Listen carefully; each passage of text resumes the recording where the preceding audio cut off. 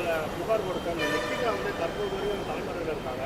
அவங்க மேலே இதுக்குன்னு ஏற்கனவே வந்து பார்த்தீங்கன்னா அந்த வேலையை வாங்கி தரவாத மோசடி புகார்லாம் இருக்குது. இது குறித்து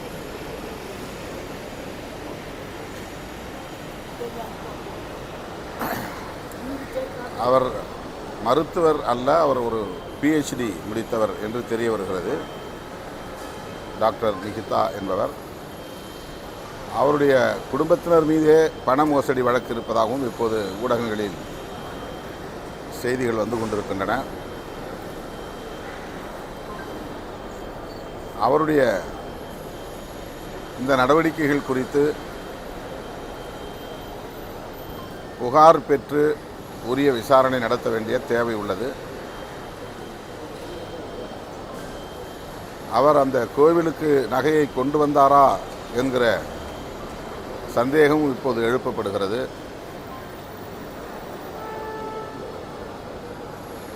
ஆகவே அந்த பின்னணியை கண்டறிய வேண்டியது இந்த வழக்குக்கும்